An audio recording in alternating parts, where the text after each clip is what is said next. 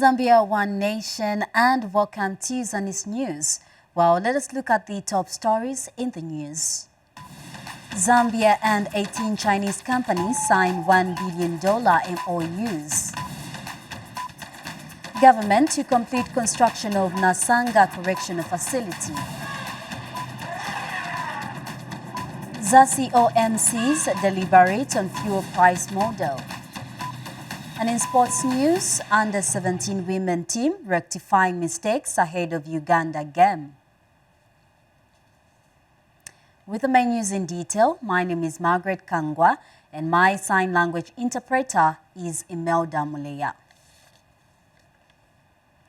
Now, Zambia and 18 Chinese companies have signed memorandum of understandings amounting to over $1 billion United States dollars in various areas of cooperation in order to enhance economic development. This was during the official opening of the China-Zambia High Quality Development Forum in Lusaka that was officiated by President Hakainde Hichilema.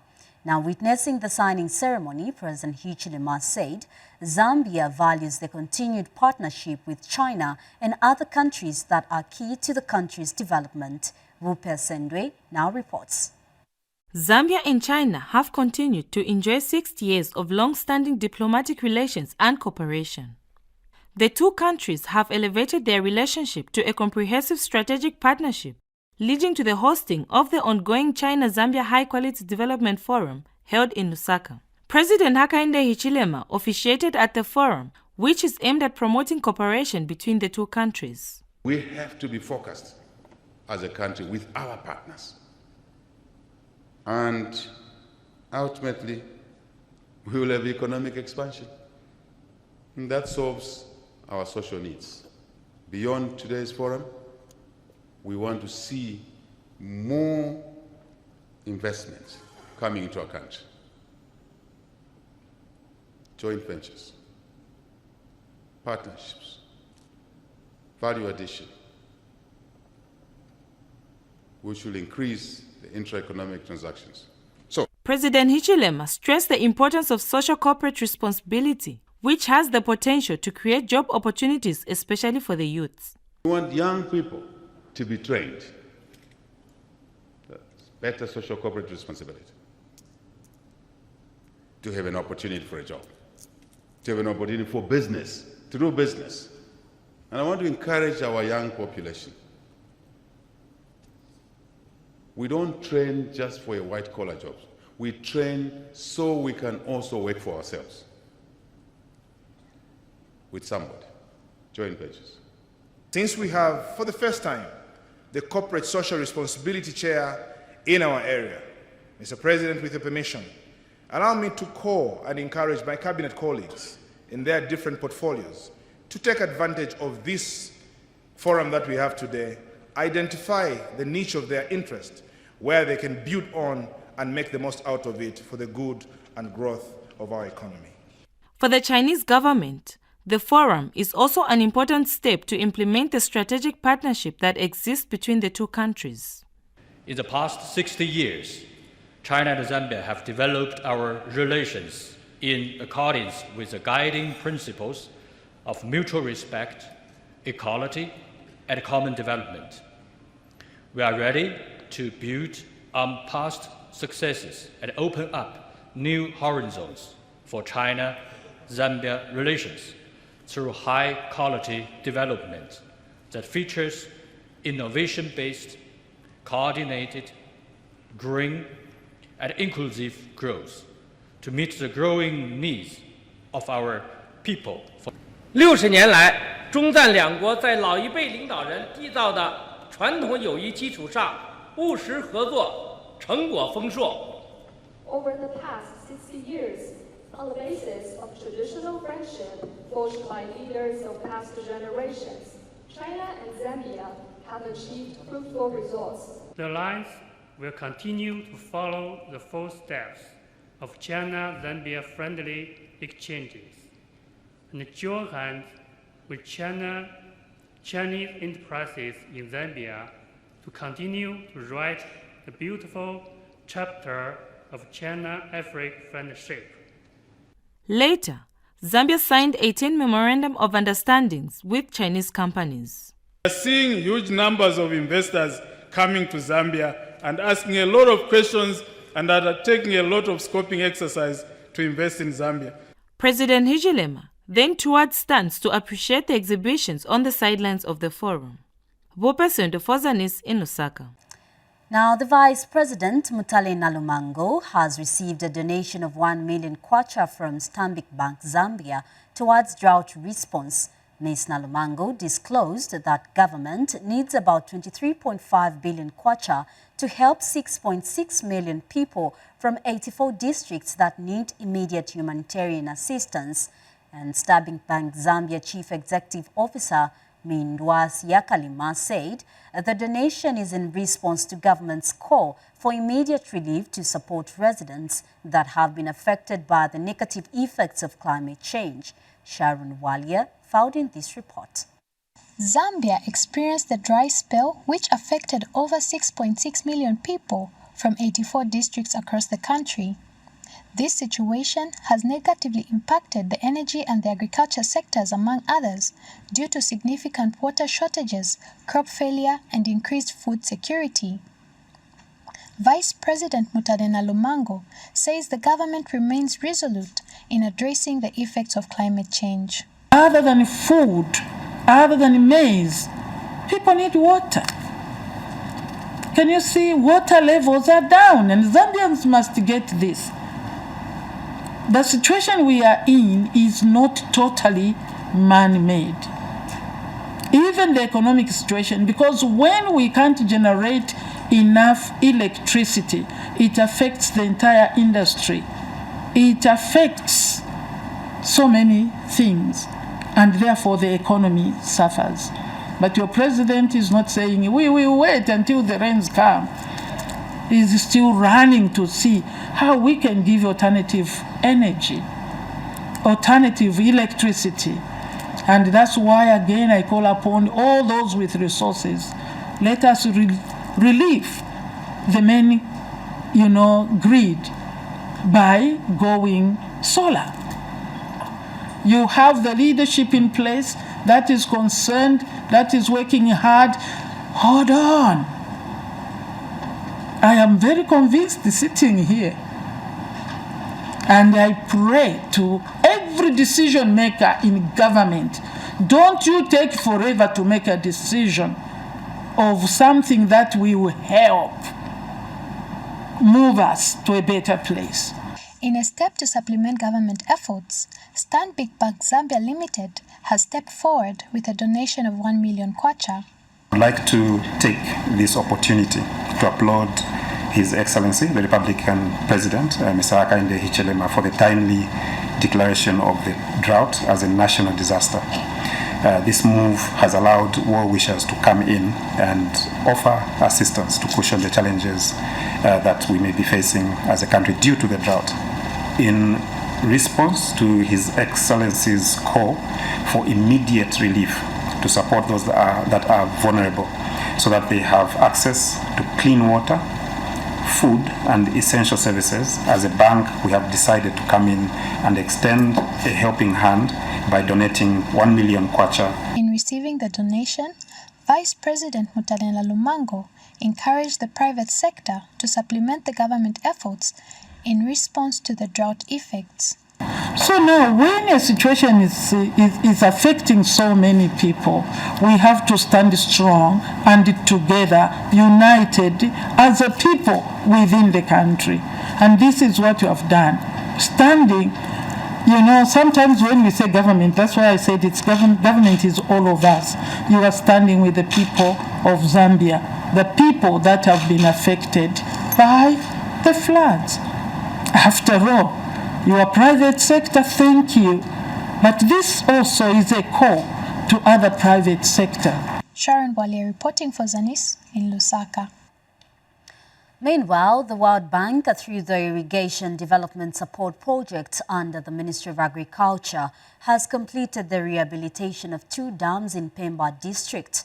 The Ndondi and Nachibanga dams, located in Nachibanga ward, were the first of 10 dams earmarked for the rehabilitation across the country. The project is expected to improve access to water to over 6,000 households and their livestock in the area. More in this report. Officials from the World Bank, working with the Ministry of Agriculture's Irrigation Development Support Project, IDSP, have conducted a backstopping visit to Ndondi and Nachibanga dams in Pemba district of Southern Province. These two dams are among the 10 being rehabilitated across the country under the project, as the National Project Coordinator Daniel Champa explains. We are rehabilitating 10 dams in total, and these will enable the immediate families in the proximity of the dam to have access to irrigation water. But in this particular area in Southern Province, this is also vital for animal watering. As you may be aware, we have had a drought in the just past rainy season, and water therefore becomes very critical. It is therefore important that these structures are worked on and our animals are not stressed. The project has been hailed as a game changer by District Agricultural Coordinator Robert Tembo. For Ndondi, we are going to increase the numbers from 3,500 and above, close to 6,000 or so. For Nachibanga Dam, we are around 2,500 farmers, but with the works that have been done, the numbers are increasing to over 5,000. The livestock population now will have to access the waters as will definitely increase. This development is a welcome boost for both the district administration and the local people. This definitely is going to benefit the people. You know, it will not just save the livestock, it is also going to save the people in the sense that they are now going to engage themselves in farming activities such as irrigation, and therefore they will be able to earn some.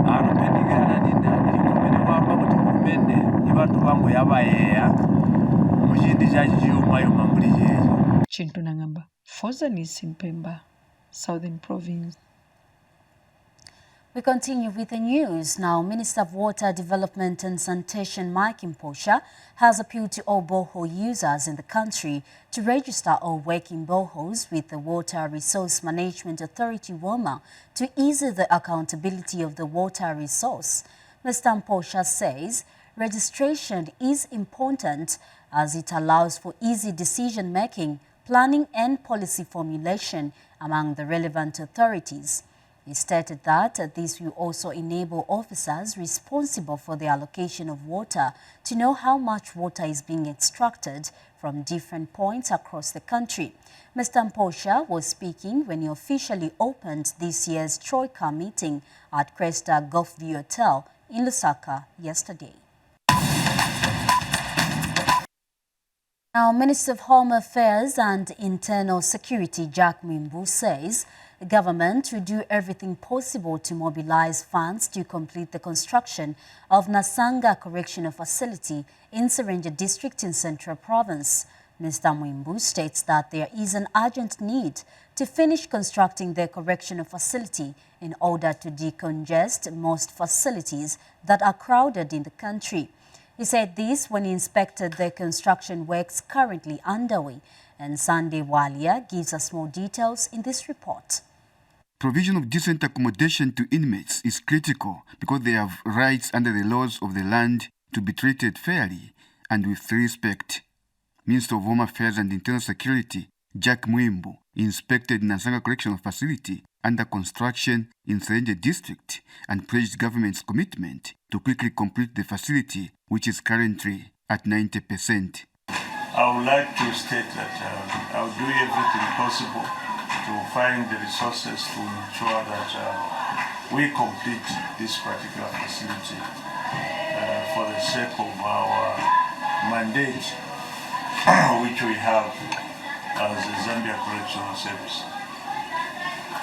I have also taken note of the issues that have been raised by the commanding officer here, the issue of accommodation. As you may be aware, Commissioner General, there is supposed to be a program under AVIC to construct houses for officers countrywide. Obviously, I would not hesitate to indicate that once that particular program is reactivated, Nansanga should be one of the priorities. There is no way that we can construct a correctional facility like this one without officers being provided for. I have no doubt in my mind that currently the officers who are providing the requisite service here are operating under very difficult conditions, taking into account that there is no accommodation. The families are somewhere very far from themselves, which should not be allowed. So we should ensure that something will come. In the event that we find difficulties in actualizing that particular facility, we should ensure in next year's budget we provide for the construction of officers' houses. It will be difficult to run this facility without providing for the officers. So let's do that. Zambia Correction Service Senior Assistant Commissioner Sylvester Kazembe, who is in charge of Nansanga Correction Center, gave the scope of works. Sir, let me mention to you that the station is very thankful for the support which we are receiving from government. The construction of the new 16 by 2 cell blocks at this formation is almost winding up at 90%.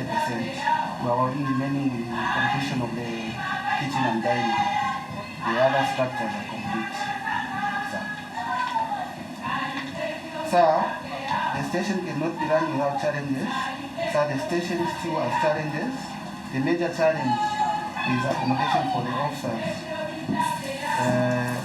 who are very useful. Their families stay about 90 kilometers from me. Also on the side of inmates, we are teaching the skills training. We don't have the workshops, so it's a challenge to teach people without the workshops. The importance of decent accommodation to inmates and officers cannot be overstated. Sunday we're reporting for Zanis in Serenje District, Central Province. Thank you so much for that report.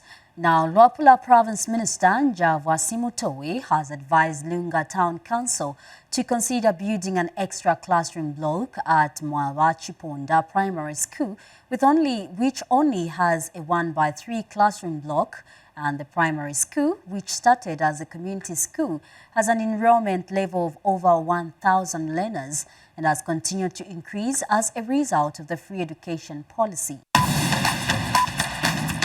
Now, in Northwestern Province, Barrick Lumwana Mine has handed over school infrastructure to Mwanjimambwe Primary School in Kalumbila District, constructed at a cost of over 3 million kwacha.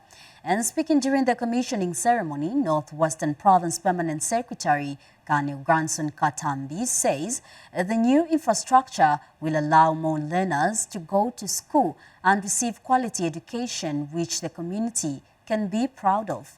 Details in this report. In a bid to complement government efforts in providing quality education for learners, Barrick Lumwana Mine has constructed a new 1x4 classroom block and renovated a 1x3 classroom block at Mwanjimambwe Primary School.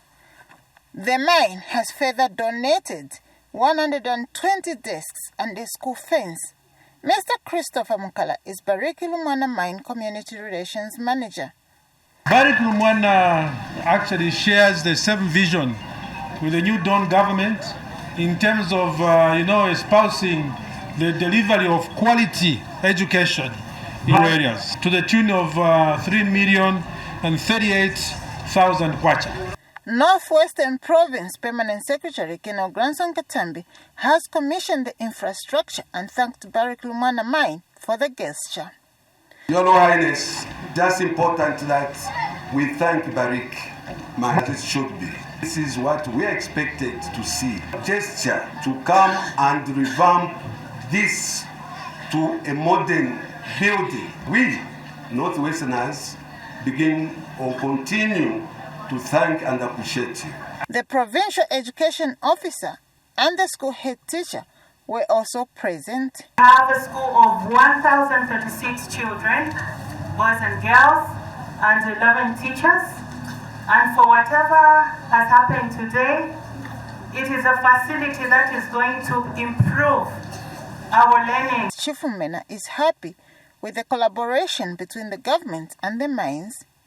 We are grateful, guest of honor, that your policies and the policies of your government is fitting into the program and making sure that the people receive a return on investment. For Zanis, I'm Florence Mesa in Kalumbila District, Northwestern Province. And now in other news, the Parliamentary Committee on Transport Works and Supply has expressed concern over the numerous security checkpoints on the Great North Road in Muchinga Province that are affecting the road infrastructure. Committee Chairperson Mubika Mubika says it has been observed that the road infrastructure is badly damaged in places where there are checkpoints. Mr. Mubika also noted that apart from the damage to the road, the numerous checkpoints cause unnecessary delays to the transportation of goods and services. Peggy Gutinyu brought us this report. The numerous checkpoints on the Great North Road across Muchinga Province by security wings are a call for concern by the Parliamentary Committee on Transport, Works and Supply. The committee is in Muchinga Province to check on infrastructure and identify challenges being faced by the transporters. During a courtesy call on Mpika District Commissioner David Siame and in a meeting with concerned stakeholders, Committee Chairperson Mubika Mubika said government is concerned about the unnecessary checkpoints which are leading to poor road infrastructure. So we are putting up for this infrastructure at a great cost, but I'm sure if you have observed when you travel around the country, you'll find that places where there are checkpoints, the roads get eaten up. For us again to destroy our roads by having unnecessary checkpoints, I don't think it's good for the country. Mr. Mubika has since advised the police, ZNS, Mpika Town Council and the Department of Immigration to form one checkpoint. Sure that they call for a meeting for all these people who are manning these roadblocks to see to it that the concern that we raised, they have one-stop checkpoints rather than having several checkpoints. They are all government institutions. But if that is harmonized, then our business time to do our trips will be reduced and it will be effective. It will be easy even for the transporters to travel well because everything will be done at one point. Peggy Gutinyu for Zanis in Mpika, Muchinga Province. We now take a break, and when we return, government to effectively implement access to information law. Stay tuned. Woman Thou Art is a program that offers counsel to the female folk, sharing real-life experiences and providing guidance to the women and young girls on necessary steps and conducts that will help shape and nurture a sober society. Watch Woman Thou Art on Zanis TV every Wednesday at 18:30 hours on the Topster channel, channel 6 DTT, and channel 458 DTH.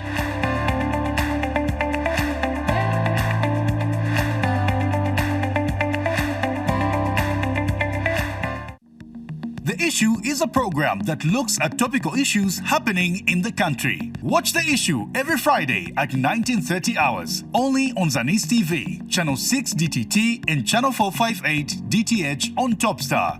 Don't miss.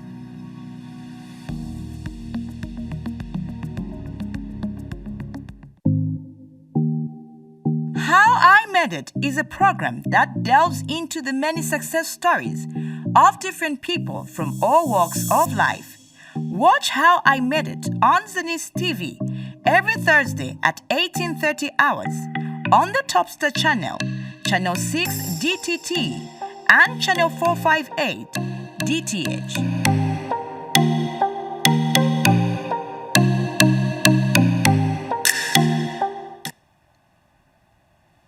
Welcome back. We continue with the news. Now, Minister of Information and Media Cornelius Moitwa says government is determined to effectively implement the Access to Information ATI law in the shortest possible time.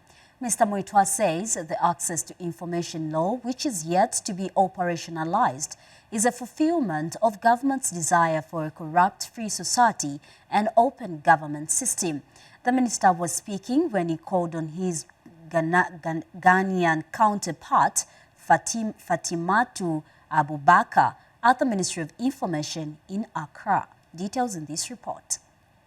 Since December 2023, when President Hakainde Hichilema assented to the Access to Information Bill into law, government has been working in the background to come up with a roadmap to implement this law. Minister of Information and Media, who is in Ghana to attend the Africa Media Convention, has taken advantage to visit his Ghanaian counterpart to learn how they successfully implemented what they call the Right to Information Act. We do realize that the Ghanaian, setup of governance is by and large, on all fours with the Zambian, setup. Hence, our coming to learn what roadmap you had put in place from the passage of the act to its actualization. What was the roadmap? Because if I got you correct, you said you passed your ATI law in 2019 and then put it to full actualization in 2020. So there must have been activities leading to the implementation. Those are some of the things we'd like to learn and see how we can get as best practices for our use. The Right to Information Act of Ghana has been in force for 4 years now. Over the past 4 years, the RTI program has been very successful. If I have comments on challenges, one of them has to do with funding. Funding to the extent that although we supply, we have a regulator, the public, when it comes to demand, we expect that the general public and the stakeholders that I've mentioned would reach out, make the requests so that we will do the processing. There are also other adjudication mechanisms that are put in place by law, said that when there is a request, for instance, to the Ministry of Information and without cause, the ministry decides that we will not respond, they are able to have recourse to the regulator who will constitute a panel and sit on it and make a determination. One of the key things was to educate the public institutions. People would make a request to an institution, and if they don't know how to go about it, it means that the law will fail at its infancy or the beginning. So they went round to sensitize public institutions. They also called on public institutions to designate officers. That was how come we have about 350 officers now that have been recruited and posted to public institutions to access, to facilitate access to information. Once everything pertaining to the ATI law is put in place, the Minister of Information and Media is expected to sign the implementation order. Mike Munkombwe, in Accra, Ghana. Thank you so much for bringing us that report. Now, Ministry of Information and Media Permanent Secretary Thabo Kawana has called on the media to be compliant and play a pivotal role in promoting peace and unity in the country. Mr. Kawana says government has set up deliberate policies that will benefit both private and public media in accessing funding under the Constituents Development Fund in order to support media operations in the country. The Permanent Secretary said this when he paid a courtesy call on Mazabuka District Commissioner Oliver Mulumba. Details in this report. He was in the district for an official working visit. Minister of Information and Media Permanent Secretary Thabo Kawana paid the courtesy call on Mazabuka District Commissioner Oliver Mulumba to discuss various issues pertaining operation of the media in the country and the position the ministry has regarding the promotion of unity, peace, and the general role of the media. We are coming to Mazabuka district, where we are here we have planned to take you to one of our media houses. As you know that Mazabuka district has got a lot of media houses, So we have planned to take you to one of our media houses so that you see what is happening. And we are here to have a look at things concerning our ministry, and that is why we are with IBA, looking at the compliance of media houses, radio stations, television stations. And so we are visiting. We are coming from Chirundu, where we visited another radio station there. We visit another radio station here in Mazabuka. And in the process, we are encouraging the media houses to foster unity in the country, be on the lookout for tribal hatred, hate speech, and their plans of disunity using their airwaves. So we are happy to be here. The permanent secretary took advantage of visiting one of the community radio stations, Mazabuka Community Radio Station, familiarizing himself with the facility. Government announces favorable policies which would support media institutions access funds through CDF. I think one of the challenges that it is seen to be a challenge for Mazabuka Radio to access CDF. 2022 we applied.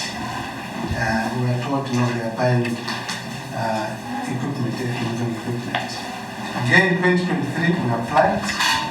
Nothing has come forth for us. So we, as government, we are taking a deliberate policy to ensure that we bring on board the private media, including community radio stations, such that engage various ministries to ensure that in next year's budget there's an element of publicity that is embedded in the budget. In the same tour, IBA is positive that the media in Zambia is potentially on the right track under the current government. A lot of opportunity for us to improve in broadcasting. We would like to digitize the IBA so that we can be more efficient in terms of our ability to monitor and regulate the licensees. Kazela Habwanda, Zanis, in Mazabuka district of Southern Province. Thank you for that report. We now get to health news. Government has unveiled service delivery charters and communication strategies for 6 statutory bodies in the health sector. Speaking during the launch, Minister of Health Sylvia Masebo said this initiative is aimed at improving service delivery in the health sector by creating a partnership between the public and health institutions. More in this report. In a bid to improve service delivery in the health sector, the government has launched the service delivery charters for 6 statutory boards, among them the Zambia Medicines Regulatory Authority (ZAMRA) and the Health Professional Council of Zambia (HPCZ).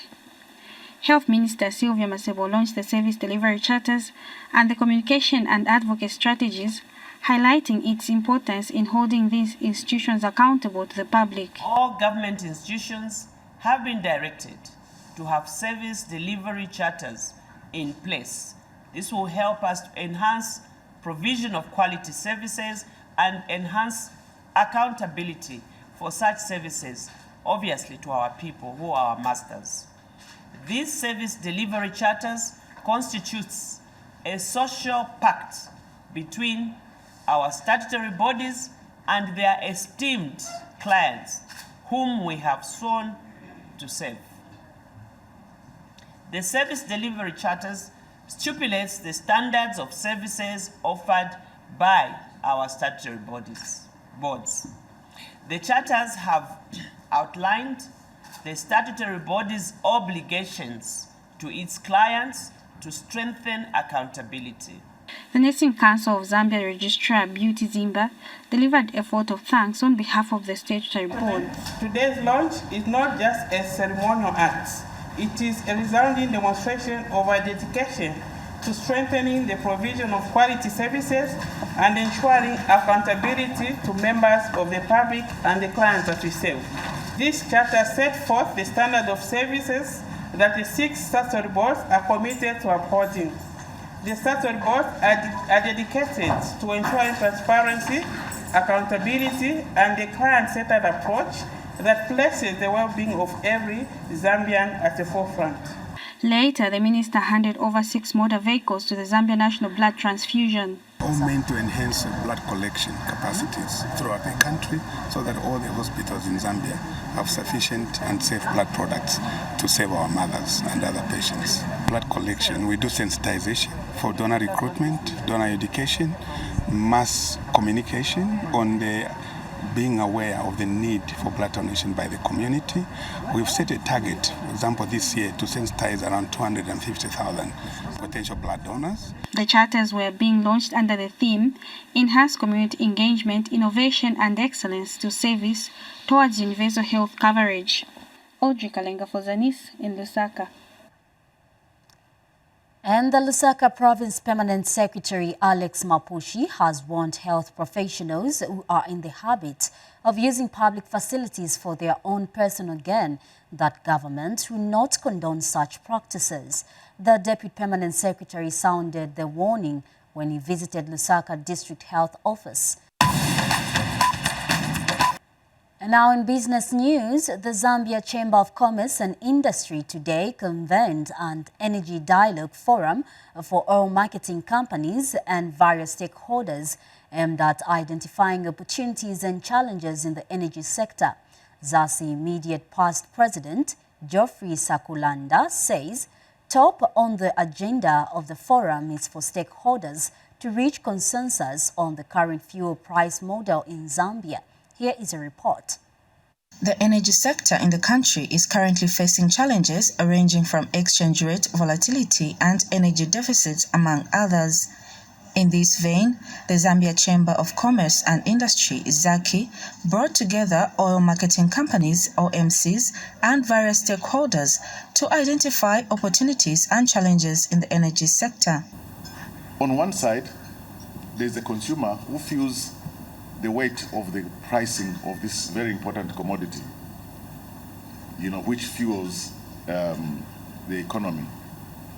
On the other, there is the supplier and the middle people, the OMCs, who are in business to make a profit for their shareholders. On the other, however, there is a government that is which intends to create the facilitation for both the consumer and the producer and supplier to be functional. The reason we are here is basically to try to see if we can form some consensus about what is the problem. Why are we not resolving? Because we talk about this issue for as long as I've been in the Chamber of Commerce, fuel pricing has been a topical issue. Puma Energy observed that despite strides in the country's energy reforms, there is still more that needs to be done in order to improve the sector.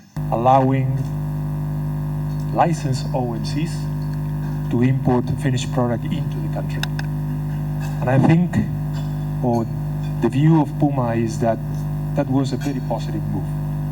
We have, with the ERB, have been looking into the right pricing mechanism and a methodology that takes into account the various components of the price of fuel when you import it into the country. Basically, the major components is the prevailing international price, the different costs for moving, for transporting the fuel, and the foreign exchange. The problem lies when in the monthly reviews by the ERB, there are disparities, there are components that are understated. And this is what we have seen over the past year and a half. The price of petroleum, same as the price of electricity in Zambia, is very low. It's understated. So if the starting point, the correct starting point is for us to be at the correct price, then you are not going to, the only fluctuations that we'll be expecting will be depending on the exchange rate. If all other factors that go into the price build-up are taken into account and they are taken on face value. Meanwhile, the banking sector has called upon OMCs to interact with them in order to see how they can be assisted financially. So basically, I think it's just to advise OMCs to interact with some of us and see how best we can bridge the gap and assist in helping you procure more stock, which you can then ultimately sell in good times when, the prices are getting up. Shilika Chabalengula for Zanis in Lusaka. Thank you for that report. Copperbelt Permanent Secretary Augustine Kasongo has commended UNO Energy's filling stations for creating job opportunity to more than 1,000 youths across the country. Mr. Kasongo notes that apart from employing over 1,200 youths, UNO Energy's filling station is supporting over 80,000 small-scale farmers that supply cotton to the Guinery for processing. And Jacqueline Mova has details in this report. Copperbelt Permanent Secretary Augustine Kasongo is elated with UNO Energy's filling station for supplementing on government's efforts of reducing unemployment levels among youths. By opening this filling station in Ndola, the organization will positively contribute to the economic development of our country, not only by paying relevant taxes, but also through employment of our local people, thereby reducing the unemployment rate. I wish to commend the organization for employing over 260 employees under UNO Energy Zambia Limited and over 1,000 employees through Continental General Limited. Your support to over 80,000 small-scale farmers who supply cotton to the General speaks to the new Dawn administration's desire for creation of synergies in all spheres of human endeavor. Speaking during an installation ceremony of UNO Energy's filling station, the Permanent Secretary took time to talk to the newly employed youths. As you are here, a lot more people are eyeing to be where you are. That's the way life operates. So we don't take this thing for granted. You must count yourself to be among the lucky youths in the country that have been given opportunity to work.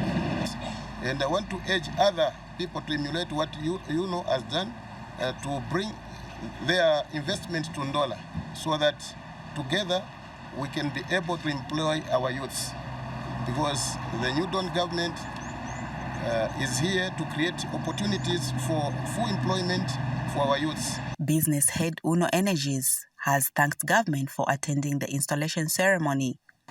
As UNO, I think we have two strong commitments. So one commitment is towards the country of Zambia. Yeah, so we want to contribute to the growth of Zambia because we firmly believe if Zambia grows, we will grow. Yeah? So we ensure that we protect the environment. We are really happy. We enjoy a very good relation with the local government and hope that they continue supporting us in the future as well. Newly employed workers are equally happy. I'm very happy that I've been employed and I'll be working as a fuel attendant. There is need for private sectors to emulate UNO Energy's filling station in the attaining of unemployment levels in the country. Jacqueline Moba, Zanis in Ndola. Thank you, Jacqueline, for that report. Now, Gender Division Permanent Secretary Mainga Kabika has praised Chief Mumbi of the Nsenga-speaking people of Petauke District in Eastern Province for providing land to women cooperatives for agricultural purposes. And Ms. Mainga, who inspected the land, has assured the traditional leader of government support by providing irrigation equipment. Bethias Mutale has the details. As government embarks on a journey to boost agriculture production in the face of climate change, traditional leaders have also joined the noble cause by allocating huge pieces of land to women cooperatives for agricultural purposes. In Petauke District of Eastern Province, Chief Mumbi of the Nsenga-speaking people has given a huge portion of land with an already installed borehole to women cooperatives in his chiefdom. The move that has delighted Gender Division Permanent Secretary Mainga Kabika, who inspected the land. For us as government, we are very thrilled, obviously, to be here. As you can see, all this land that has been provided for by the chiefdom of Chief Mumbi here in Petauke. Suffice to say, this is the only way that we can support the economy. It doesn't matter where you are. I think we have enough land in this country. Let's all go for agriculture. Let's ensure that no one dies with hunger. Let's ensure that our children go to school with a full stomach. Wife to Chief Mumbi leads a cooperative which is ready to engage in agriculture. So that now that they've come on board, we are going to partner, and I feel with the irrigation, we are going to go a long way. And I feel this is going to cushion the food shortage. And when we are equipped, when they bring the full kit of irrigation, I'm sure within 2 to 3 months, we are going to start this project. And for the next 6 months, I'm sure we are going to put food on the table for the Zambians. Pethias Mutale for Zanis News in Petauke, Eastern Province. Thank you so much, Pethias Mutale, for that report. We now end the news with sports news. Zambia Under-17 women's team assistant coach Cosmas Kabaza says the technical bench will work on weak areas spotted during the home fixture against Uganda last Sunday, which Zambia won by 2-0. Kabaza says the bench is committed to work on the weak spots in the team, such as the midfield and the front, ahead of the Kampala return match. And speaking in an interview with the media shortly after the team's first training session held at Lake Victoria School grounds in Kampala, Kabanza says the mental aspect of the players is set on winning the game, for they know what is at stake. And striker Ruth Mukoma says the first game was not good as the team was not clinical on goal and failed to utilize most of the chances. And Mukoma says that the team needs to work together and coordinate in passing the ball, stating that the game is a must-win. And goalkeeper Mwila Mufunte says the team has studied Uganda's strengths and said she will keep constant communication with her defenders. The Copper Princesses, who carry a 2-0 advantage in the first leg, left the country for Kampala on Monday. A lot of weaknesses that we saw in the first game, and we've been trying to work on them in terms of coordination and just putting up our shape in place. But otherwise, the girls so far look very good, and they've equally realized the mistakes that we made in that game, and we're working towards that. With us, we think the game is still 0-0. 2-0 is what under the bridge is gone. We face the game as it comes. So we're going into this game as if it's 0-0. The scoreline is 0-0, and we're going to fight to score goals and to win the game. Bola yadfe wino tayari sana bad si tufunge to abikira pofi tufunge to abikira kufe twatesha sana bantu na tayangu ike kunoko tuishide naye kosa kupanona ma strength yabo ni mumbali nomba mumbali twali bombe nali bombera pamuna ama defenders nalera na vena at least twali kwanisho kubashitando bola ina ya dichwa ni kudet fadia umutata kuina era 5 but ya dichwa ani so tunake kuzatira tidnya the first time but nengi ruko but bola ya dichwa tunake tuzatira nankashi hatuna kenga tuenda nkashi na kenga jikunangu 5 goals adina kenga. Well, and that sports item brings us to the end of the news. We look at the top stories once again. Zambia and 18 Chinese companies signed $1 billion MOUs. Government to complete construction of Nasanga Correctional Facility. ZASI OMCs deliberate on fuel price model. And in sports news, Under-17 women team rectifying mistakes ahead of Uganda game.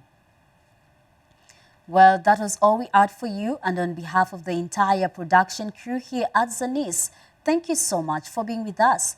It has been Margaret Kangwa, and my sign language interpreter has been Imelda Mulea. Stay tuned.